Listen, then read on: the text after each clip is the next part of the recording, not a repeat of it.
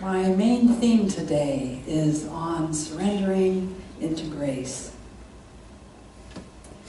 And we're going to discuss some myths about surrender and how to surrender. There is a part of us that does not want to give up control, even though we would be much happier. So a quick story. I was in Oregon and walking along the river, kind of through bushes, and I came across a man who was sitting on a rock and reading a book. We surprised each other, and so I said, "Oh, what are you reading?" And he held up the book, and it said on the title, "I hope you die soon." And I'm thinking, I don't know, maybe I should be up on the main road and not down here in the bushes with this guy. But I knew what he meant. It's as Paul said in Corinthians, I die daily.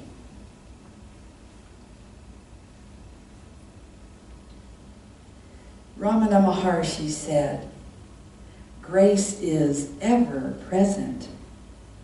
All that is necessary is that you surrender to it.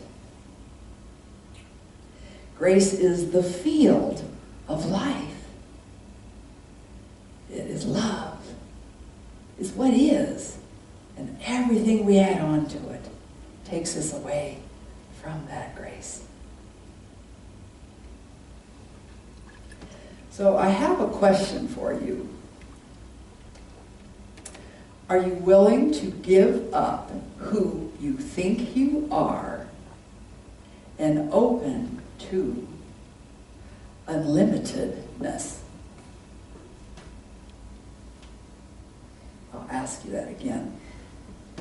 Are you willing to give up who you think you are and open to unlimitedness?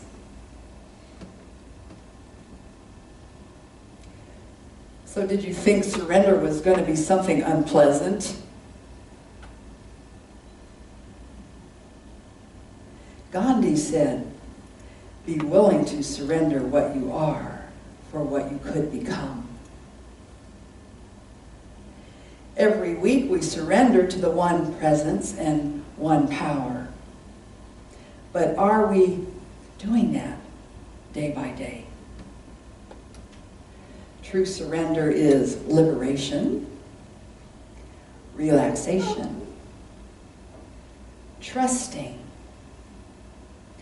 We don't need to get God to do something for us anymore. God is doing things through us.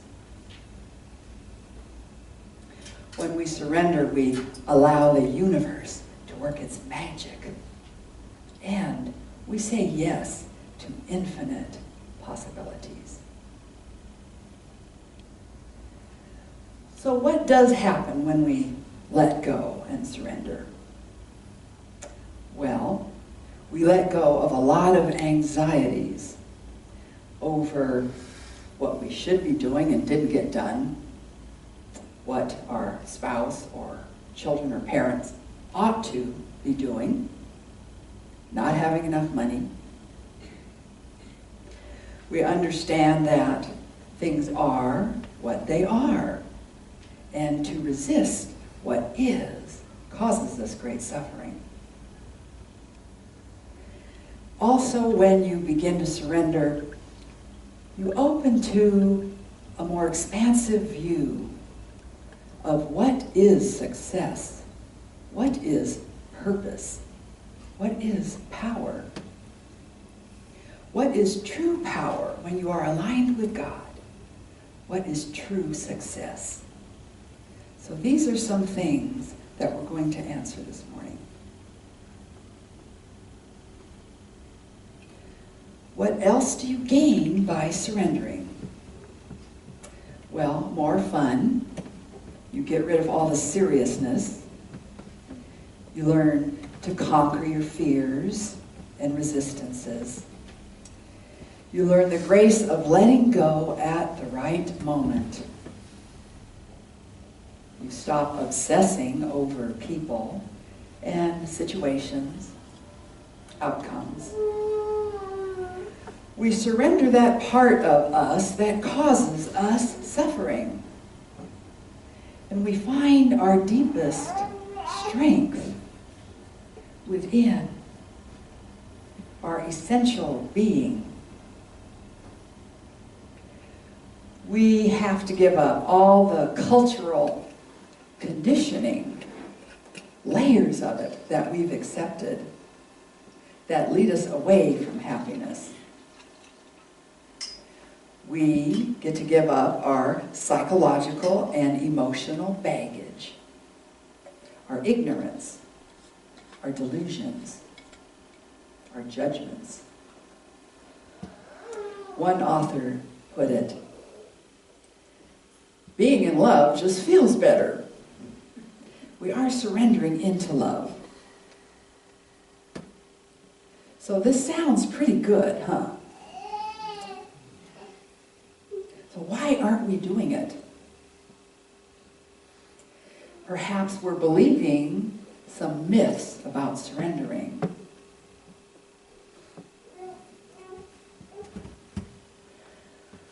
So these are some of the myths that have occurred to me. We surrender when a crisis hits. In other words, we wait till we have a dark night of the soul, we're pulling our hair out, there's nowhere else to go. That's when we surrender. But I would say to you, no, you can surrender sooner, more gently, anytime. Surrender means defeat or weakness, giving up your mastery over your life. But actually, I am strongest when I am fully surrendered to God. Instead of trying to be in control of everything.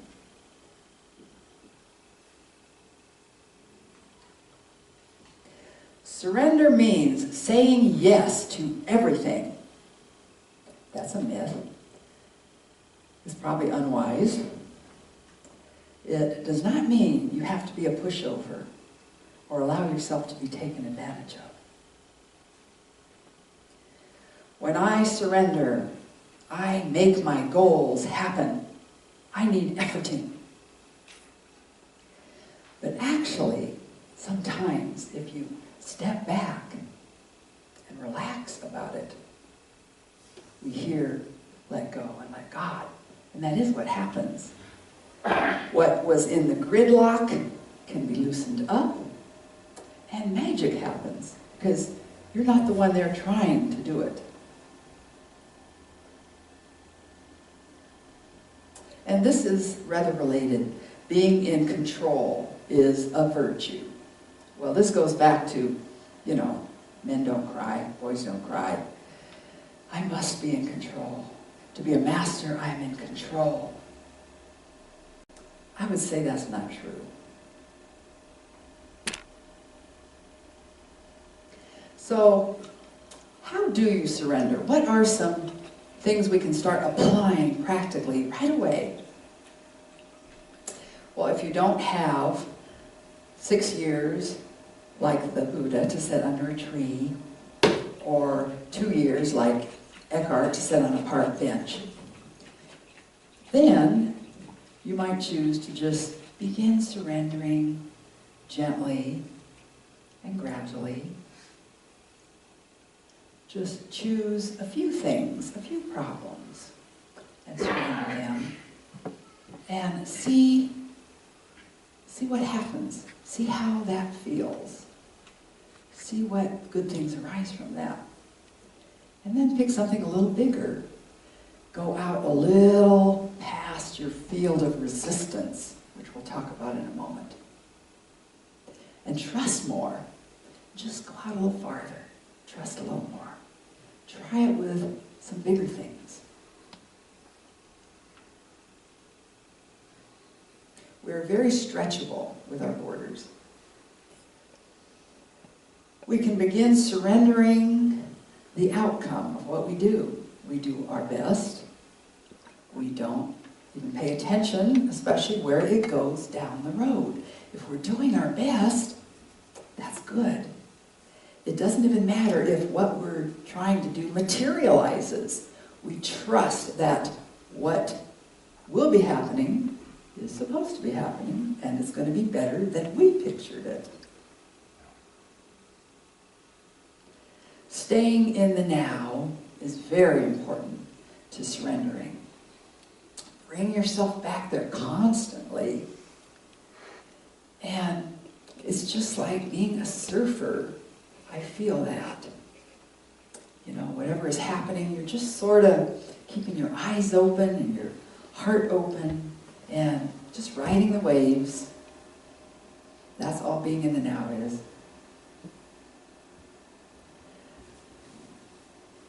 The biggest goal in surrender is developing our intuition.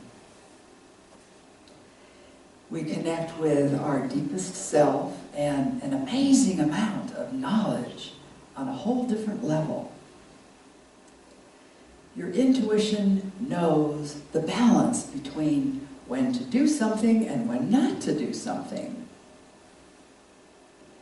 Your intuition attunes you, as the Taoists say, to the flow, the rhythm of life.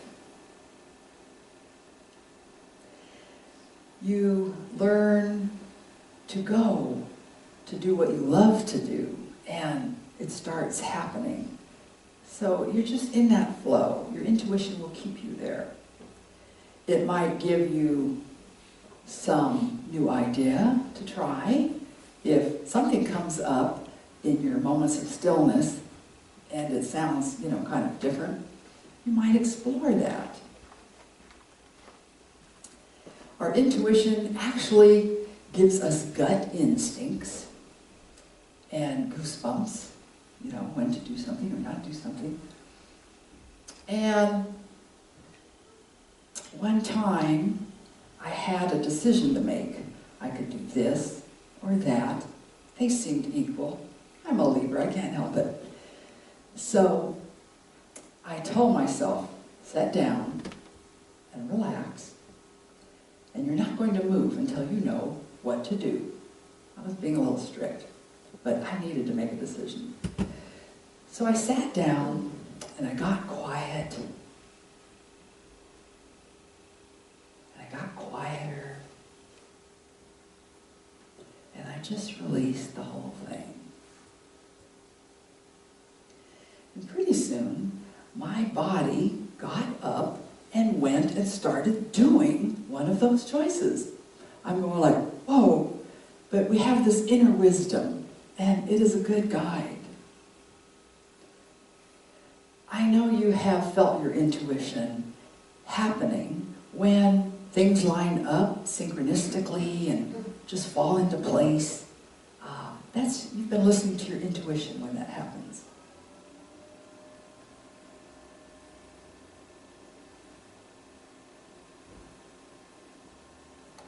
So according to a wonderful book I read called The Ecstasy of Surrender by psychiatrist Judith Orloff, that just came out this year, there are 4 types of surrender.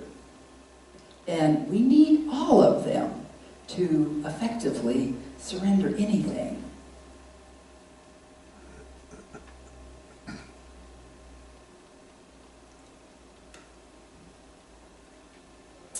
Intellectual surrender. Your mind needs to not fight you, and it needs to understand what you're trying to do. So you give it some good reasons, like, you'll feel very relieved when you quit obsessing about that man. Or, if you keep pressuring your boss about the raise, thinking he doesn't like that too much. So your intellect gets on your side this way. It understands surrender. Emotional surrender is allowing yourself to feel your emotions Don't judge them. They're part of your journey. Observe them. Observe where the fears are and the tightening. And you will get better at releasing this, releasing resentments especially. You will learn to look at everything with unconditional love. Physical and sensual surrender. You guys have this one down because you live here in paradise. So we need to surrender our bodies actually through walking, doing yoga, breathing, releasing that tension. And it has physical, sensual, because you become a part of the trees and you adore the lake and you are by the lake and you watch the moon and you just give into that. That is surrendering into your sensual side, the sensual side of life. And spiritual surrender. Spiritual surrender is aligning with that compassionate one we call God, Goddess, nature, love, the nameless one. And by aligning with that power,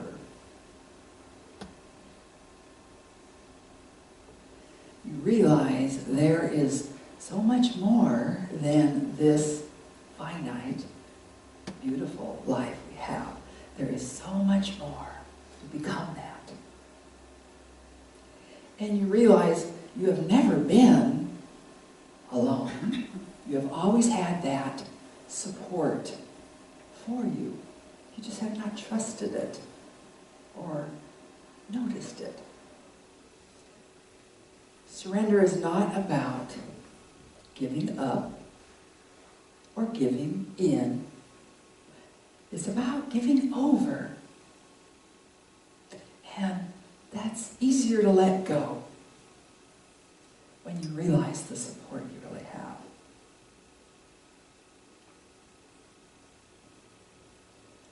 So you need to be prepared if you are going to try to live a life of just merging into grace, that you are going to have obstacles show up. You will have fear and resistance, fortunately, show up so you can deal with them. You'll have the fear of losing control, a fear of getting hurt, being vulnerable, a resistance to not getting what you want, and maybe a lack of faith that this process is working for you. But it's natural to have these fears, so don't judge them. Be patient with yourself. There is some reprogramming I would like to mention briefly that we need to do to become free of our own thinking. As Byron Katie says, problems aren't possible except when you believe what you think.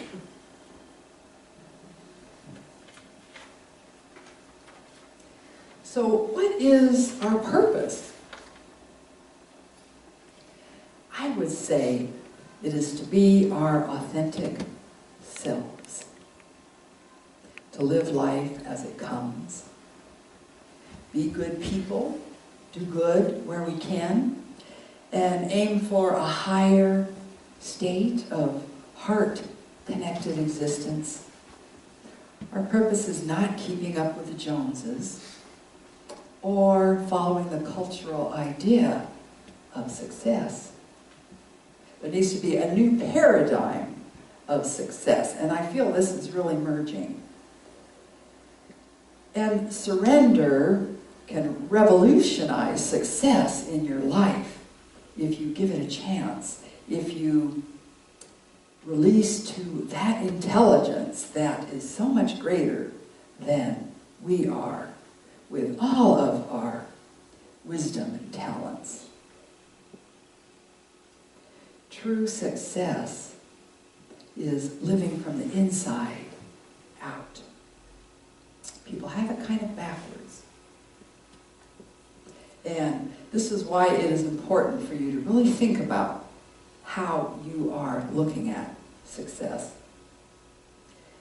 If you feel that you are a failure because you're not making a certain income, you don't look a certain way, you don't have a particular job, a certain kind of a house, then you are surrendering to a negative view of yourself, and it does not serve you because it is not the truth. It ignores the magnificent part of you that is connected to true power, and that is your true success. Success is really a simple thing. It's being proud of who you are, not what you have. Appreciate the value of love you have for yourself and for others. And embody the good. Do good in whatever unique sphere of life you're living in. So success is not about achievements. If you get into that, you get addicted to external success. You're looking for Mr. Right or Mrs. Right to make you happy. We have the ability to be happy right now. It's an inside job. There needs to be a new paradigm of power also. Your power, your spiritual power, will increase the more you surrender. This is an infinite kind of power, and it boggles the mind. It is not linear in any way. It is fluid and cellular. It is a force that you are not master of. You are a vessel for this power. You only need a very light touch with it, and mainly just to get out of your own way. Our personal power is so puny compared to our spiritual power, which has so many good ideas. We connect with our higher power, and it's so much more than our limited mind, so much more than the talents we think we have. So I would invite you, even if you don't quite understand how all of surrender works, to just do it. To just realize you are this spiritual power. You are the success story of the infinite one, here being birthed through you, whatever you're doing.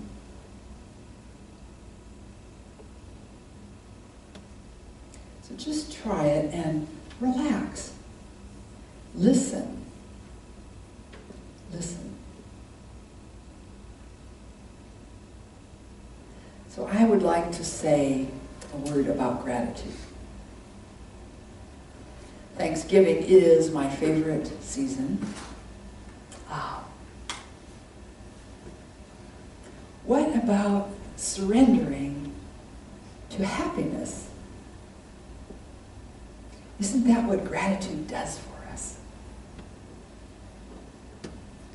It makes us so happy with all that is showing up in our lives, with the love that we have, with who we've become. It makes us appreciate absolutely everything. We welcome the strangers of fear and resentment, and that's okay. We welcome it all in. We're grateful the most for those things sometimes. They show us what we are not.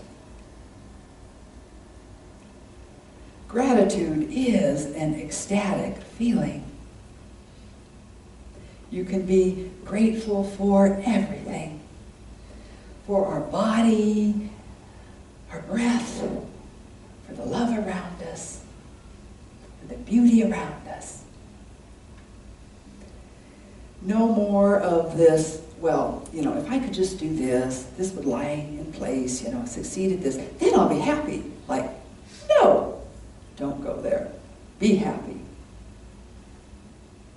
Stay grateful for every moment that something comes to you. You could label it as good, bad, or indifferent, but everything. Be happy for all of it. And there's so many tiny things to be happy for, like an actual, real, juicy piece of fruit, maybe a tender kiss,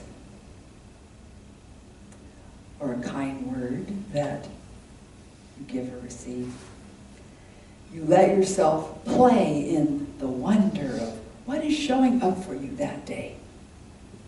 And you celebrate your joy. You celebrate your courage. You celebrate all the surrenders that are presented to you.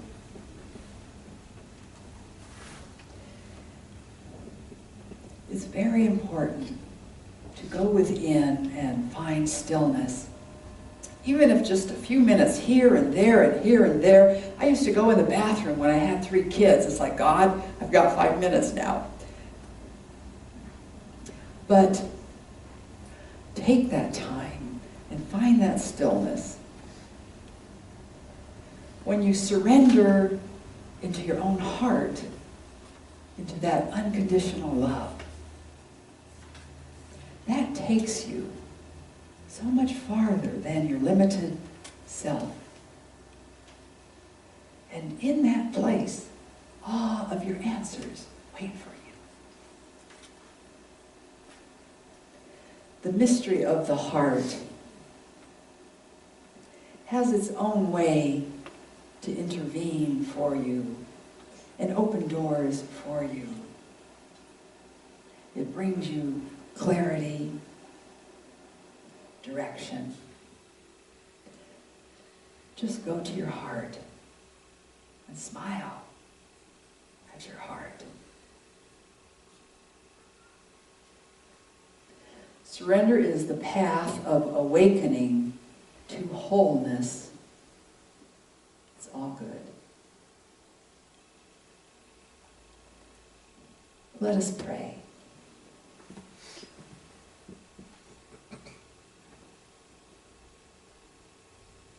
Most beloved Father, Mother, God, that is all. We are so grateful to remember today that your grace is everywhere present. That we only need to surrender to it. In this mortal life, we ask that you help us dissolve all of these fears and resistances that keep us from embodying our soul here and becoming our eternal selves. We know you are there for us in every moment, in every breath. We know we cannot be happy unless we surrender to you this small life, this small self, which we honor for the lessons it has brought us. But we are ready now, beloved one, to allow you fully